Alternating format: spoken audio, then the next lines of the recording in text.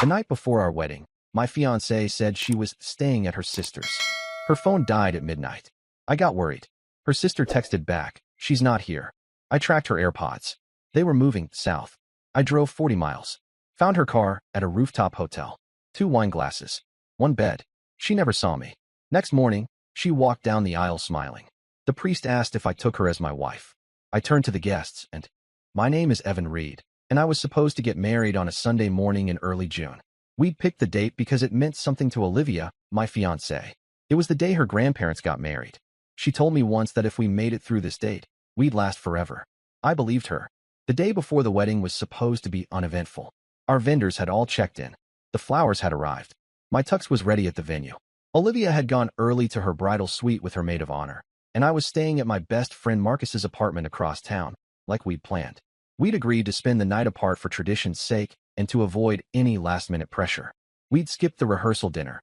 Olivia said she wanted something low-key, which I respected. I ordered Chinese takeout with Marcus, and we spent most of the evening watching a baseball game while making jokes about how my life was about to change. Around 8:30 p.m., Olivia sent me a message. "Hey babe, change of plan. I think I'm gonna crash at Claire's tonight. Too much chaos at the suite." Claire was her older sister. They were close, sometimes too close.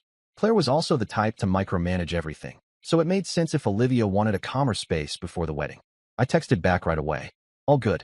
Do you want me to drop off your things there?" She replied, "No, I already brought them earlier. Just needed to breathe. Talk tomorrow, okay? Love you."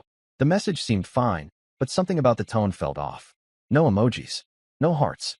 She almost always called when we said goodnight, but I didn't overthink it. I let it go. I figured wedding stress was just wearing her down. Around 10:15 p.m., I called to check in. It rang once, then went to voicemail. That wasn't too strange. She'd mentioned her phone battery had been low earlier that day, and Claire's apartment was known for bad reception. I sent a short follow-up. "Let me know you're good. Sleep tight." By 11:45 p.m., nothing. The message was still undelivered. That's when I opened the Find My app. We'd kept location sharing on for over a year. It wasn't a trust issue. It started when she got a flat tire on the freeway during a snowstorm, and we never turned it off. I clicked her name. Her AirPods were active, not far from her phone, and they were moving. The Bluetooth had left what I assumed was Claire's address 40 minutes ago. I zoomed in on the route. Southbound. Out of the city. Heading down toward the suburbs off I-95. At first, I told myself maybe she and Claire went for a late-night drive. But the more I stared, the more that theory fell apart. Claire lived in the opposite direction, and Olivia hated driving at night. At 12:06 a.m., I texted Claire directly. "Hey, just checking, Olivia still with you?" The read receipt appeared within seconds, followed by a short, uneasy reply. "Wait, I thought she was staying at the suite." That was the moment I stood up. Marcus noticed right away. "What's going on?" he asked. "I'm not sure," I told him. "But I need to go." I didn't explain much. Just threw on my jacket, grabbed my keys, and walked out the door. The AirPods signal had stopped moving and was now fixed at a location in Newford, a town about 40 miles south. I knew the area vaguely. My cousin had once lived nearby. As I drove, the roads were mostly empty. Each time I glanced at the phone mounted on my dashboard, the location stayed the same. A hotel. Rooftop Oaks. Boutique style. Not cheap. Known for its rooftop views and champagne brunches. Not the kind of place you go to alone at midnight. I pulled into the lot around 1:10 a.m. The front desk had the usual soft jazz playing through the lobby speakers. I walked inside and checked the digital directory screen. Nothing showed room numbers, but I recognized Olivia's car parked in the lot. Gray Mazda sedan, slightly dented back bumper, and the old USC alumni sticker still barely holding on. I didn't go up right away. I waited 10 minutes in the car, unsure of what I'd do if I saw her. Eventually, I walked in and asked if there were any rooms available on the upper floors. The clerk looked half asleep, but gave me a key card for room 812 on the top floor after I paid cash. I didn't give my name. The elevator ride up felt like it lasted an hour. When the doors opened, I walked slowly down the carpeted hallway, listening. Room 808. I didn't need to get too close. I heard her laugh. It was unmistakable. Olivia had this short, breathy laugh when she was trying to impress someone. I'd heard it enough times at dinners with clients, back when she worked events. I stopped outside 810 and leaned back against the wall. I kept my phone low and started recording video. The hallway was quiet, except for the soft murmur of conversation coming through the door of 808. Then I heard the second voice, male, confident, familiar, but I couldn't place it. I waited. At 1:37 a.m., the door opened. I peeked. She was barefoot, wearing a navy robe I didn't recognize. He was taller than me, wearing jeans and a white button-down shirt with the sleeves rolled. His hand was on her back.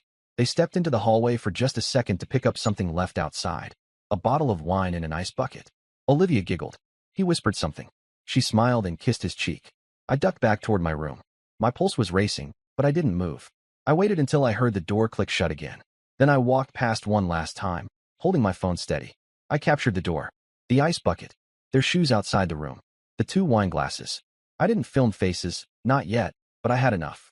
Back in my room, I sat on the edge of the bed for nearly an hour. I didn't sleep. I didn't cry. I didn't even think about calling her. I just sat there watching the footage over and over, listening to her laugh with someone who wasn't me. And the wedding was supposed to start in 8 hours.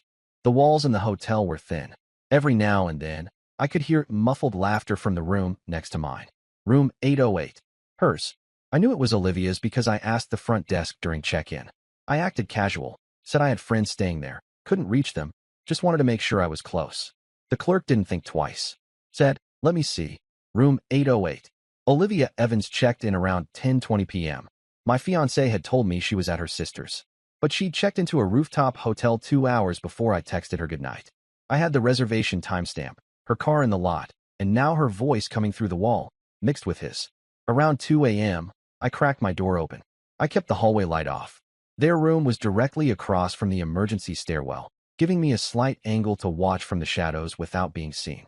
A little while later, their door opened again. She stepped out, barefoot, hair up, holding an empty wine glass. The man followed a moment later, holding the bottle. They didn't see me. She laughed quietly as he leaned against the doorframe, pouring what little remained into her glass. That laugh, bright, light, familiar, stung more than I'd expected.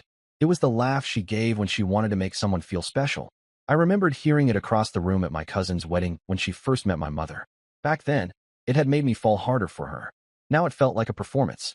She turned to go back into the room and said, "One more glass, then I swear I'm kicking you out." He chuckled and stepped in behind her. The door closed. The lock clicked. I stayed crouched in the stairwell, quiet and still. I waited another 10 minutes before walking over. I got low, held my phone camera to the small gap under the door. From the faintest sliver of light, I could see 2 pairs of shoes, hers and his. Then, faintly, the shadow of legs crossing the room. I couldn't hear what they were saying anymore, but I didn't need to. I wasn't there to catch words. I was there to catch facts. I stepped back, recorded the door number again, the shoes, the bottle on the floor, the time on my phone. Then I returned to my room and began uploading the clips to my cloud folder, just in case. I labeled them with the date and time, keeping it all neat. I didn't want this to turn into one of those arguments where she could twist the narrative. I wanted everything timestamped, undeniable. At 3:30 a.m., the hallway was silent. I walked past again. The wine glasses were gone. The ice bucket was still out, half melted. Their shoes were still side by side outside the door. 1 pair of brown loafers. 1 pair of flats with a silver bow. Hers.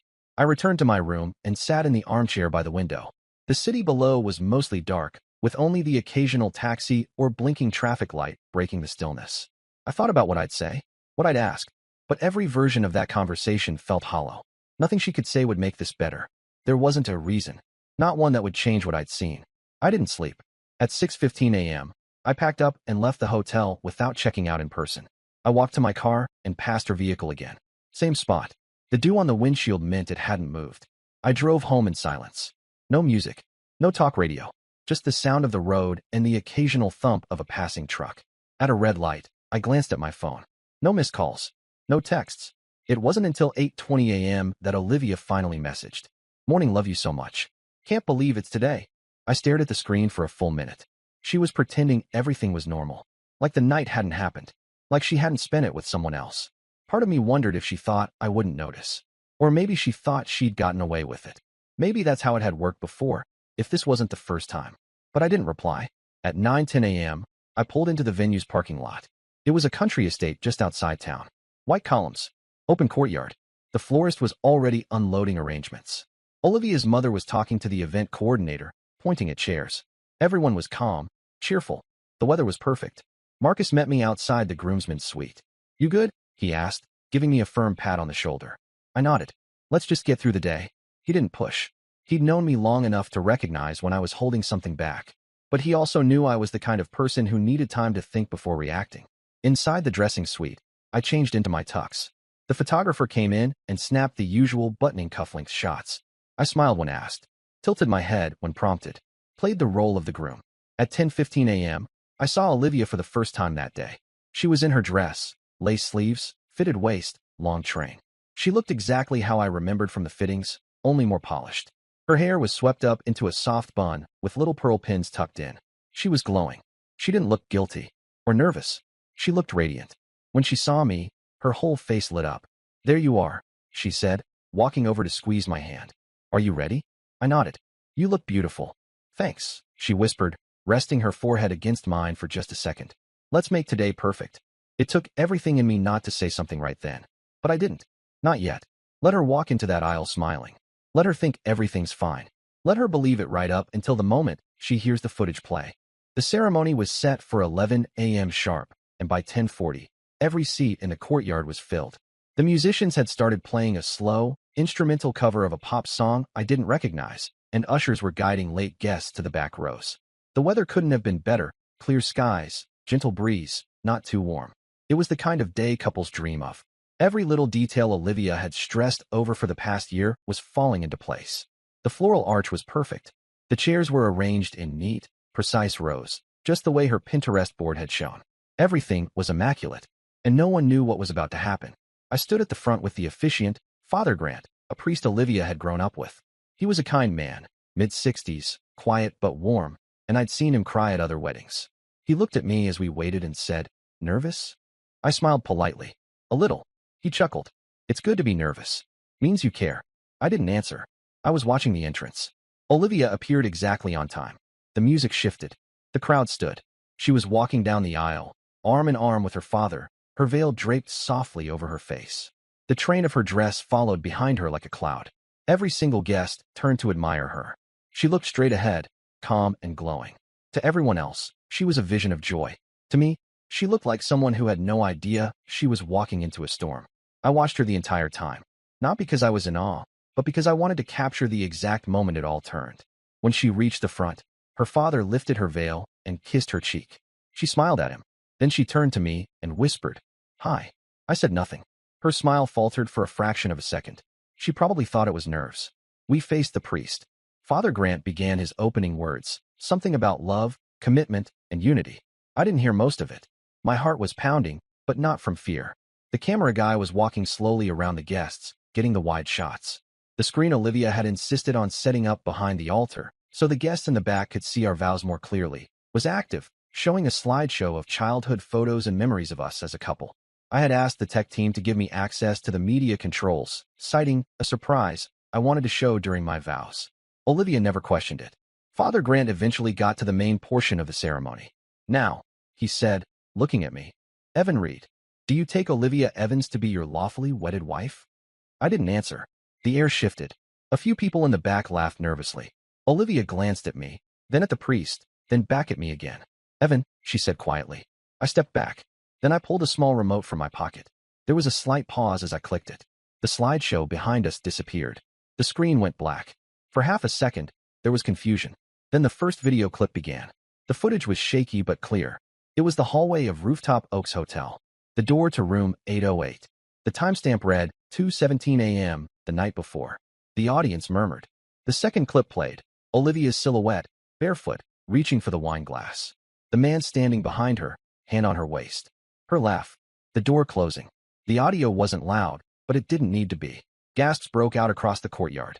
The video cut to the still shot of her shoes next to his outside the door. The melted ice bucket. The two wine glasses on the floor. The door number. Clear as day. People were frozen. Olivia didn't move at first. She stared at the screen, not blinking. Then she turned to me, mouth slightly open. "Evan, what is this?" I didn't look at her. I addressed the crowd. "This was recorded at 2:17 a.m. this morning," I said evenly. While Olivia told me she was staying at her sister's place. I didn't raise my voice. I didn't cry. I just told the truth. She lied to her family. She lied to me. She walked down this aisle knowing I knew. And she said nothing. Her mother stood up in the front row. "What is going on?" she asked, nearly in a panic. Claire looked around, stunned. I turned to Father Grant. "I think we're done here." He looked pale, but he nodded. Olivia reached out for my arm. "Evan, wait. Please, just let me explain." I stepped away. "You had all night to explain." Nothing happened, she said too quickly. It wasn't. He's just a friend, I swear. You checked into a hotel with him.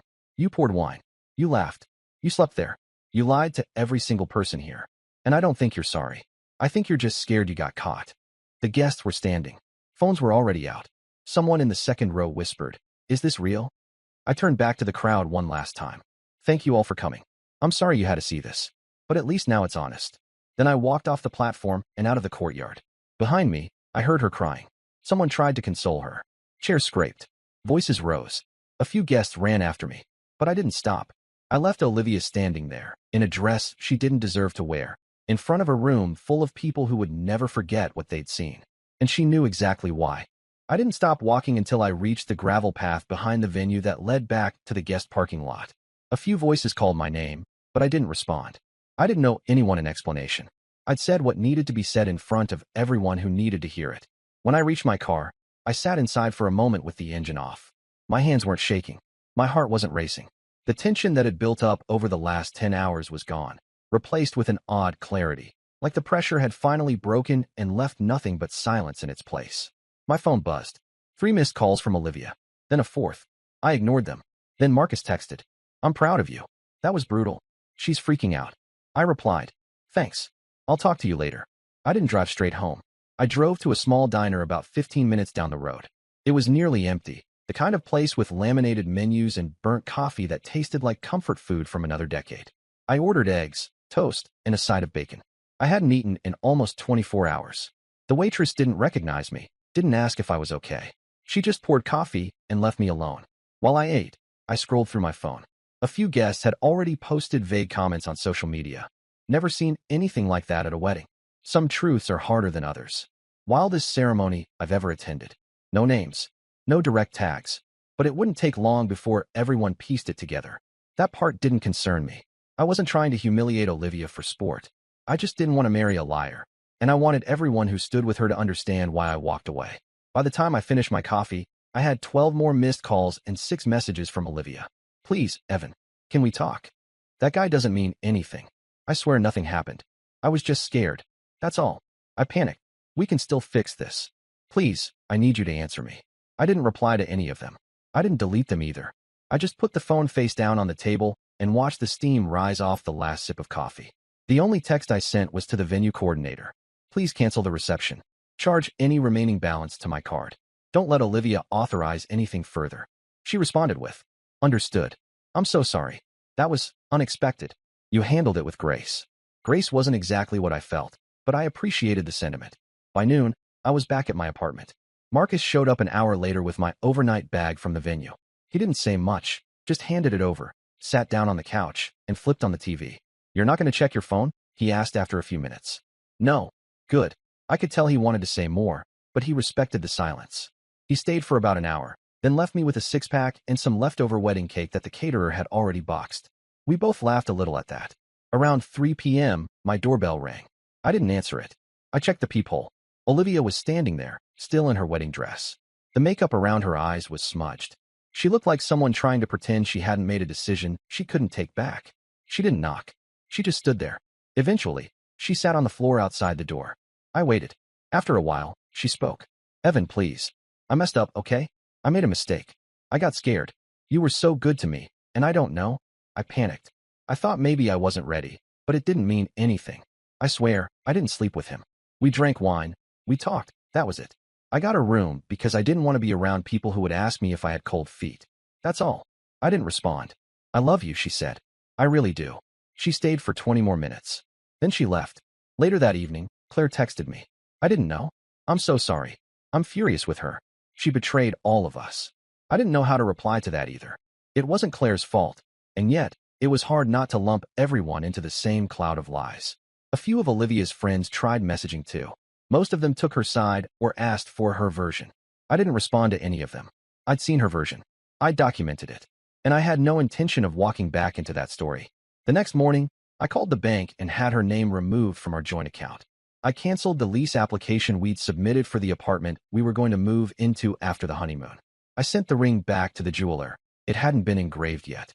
I asked my office for the rest of the week off, citing a personal emergency, and they didn't ask questions. I didn't need revenge. I didn't want to ruin her life. I just didn't want to build mine around someone who could look me in the eyes, kiss me on the cheek, walk down an aisle in front of our families, and still think none of it mattered. I wanted out, and I was already gone. And that's the story. If you're still here, that means you're one of us. So go ahead, hit that subscribe button. I drop new chaos every single day, and trust me, tomorrow's story, it's even worse than this one. Significant happened that shaped them and made them obsessive or overly dedicated or passionate. Was that the case for you? What was your childhood like? Tell me. No, there's no sort of major trauma that triggered my kind of mission to do any of this, or even, I had a few questions recently about, why I was even interested in psychology. And actually, I've always been fascinated by people, by humans, and I read a lot as a child, but actually everything I read was about normal people in normal life situations and sort of development of how people become